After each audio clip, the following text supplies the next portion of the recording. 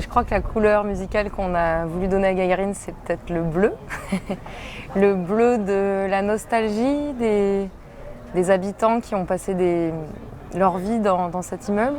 Et puis peut-être le bleu du cosmos. Et le film il se situe un peu entre les deux, entre une cité, un réalisme, une cité qui a réellement existé et un aspect un peu science-fiction. C'est vrai que Gagarine, on avait envie que ce soit un film qui soit à la fois teinté d'espoir, parce qu'on a affaire à un personnage principal qui a des rêves immenses.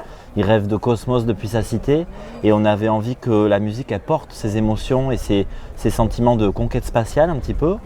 Et évidemment, ça veut dire peut-être qu'on avait envie aussi d'aller chercher un petit peu dans des références de musique, de films, de science-fiction.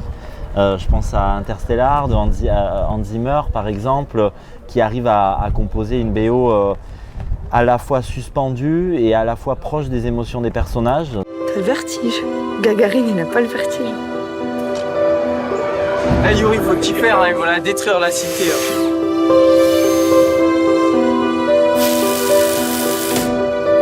Mais c'est quoi ici?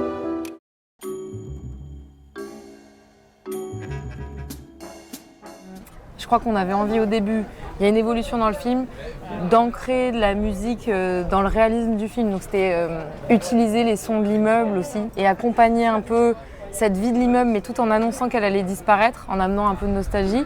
Et puis petit à petit, insérer dans la musique des sons étranges qui donnent un indice de la science-fiction, de l'imaginaire du Yuri qui va se répandre sur la cité, pour finir vraiment dans quelque chose de complètement épique, plus spatial, plus science-fiction. Après, c'est un mélange de musique classique, de musique plus contemporaine, d'instruments qui en sont pas. Je crois qu'on avait envie aussi de trouver des thèmes qui symbolisent les émotions de nos personnages à certains moments. Donc un thème d'amour pour la relation entre Diana et Yuri, un thème plus intime à Yuri qui pourrait se transformer à mesure que le film avance.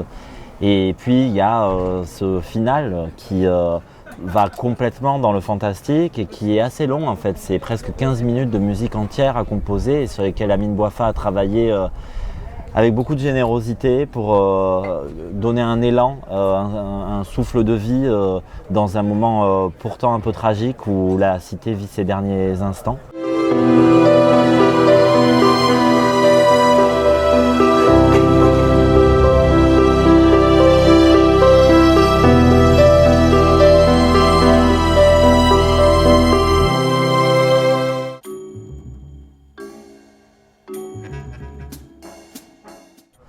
Ce qu'on avait envie aussi, c'est que la musique, elle permette de placer le film dans un espace-temps inconnu. C'est vrai qu'on a tourné le film dans une cité qui existait à Ivry-sur-Seine, mais on se disait, l'histoire, c'est dire adieu à un endroit et aussi un peu à ses rêves d'enfant quelque part. Et ça, on avait envie que la musique puisse le raconter. Du coup, on s'est dit qu'il y aura plusieurs influences dans la musique. D'un côté, les frères Galperine et de l'autre côté, Amine Bouafa. Et aussi dans le choix des musiques qui préexistantes. Il y a The Streets, il y a une chanson, il y a la Marseillaise de Gainsbourg. Il y a Yatara, qui est une chanson qui a été composée par Amine, chantée par Léna Chamamian. Mais du coup, des musiques dans plusieurs langues, de plusieurs époques et qui peuvent peut-être raconter aussi différentes générations qui se sont succédées ici et qui venaient peut-être de différents pays.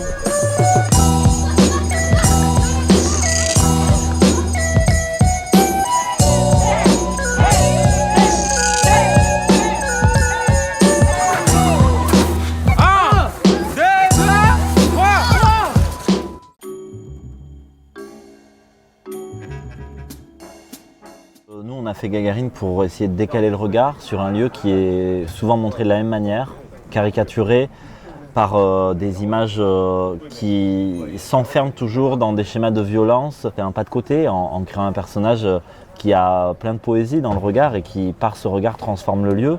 Ça voulait dire déployer aussi une bande sonore et une bande originale qui soit un peu différente de peut-être les bandes son qu'on a l'habitude d'entendre dans les films qui se passent traditionnellement dans des cités.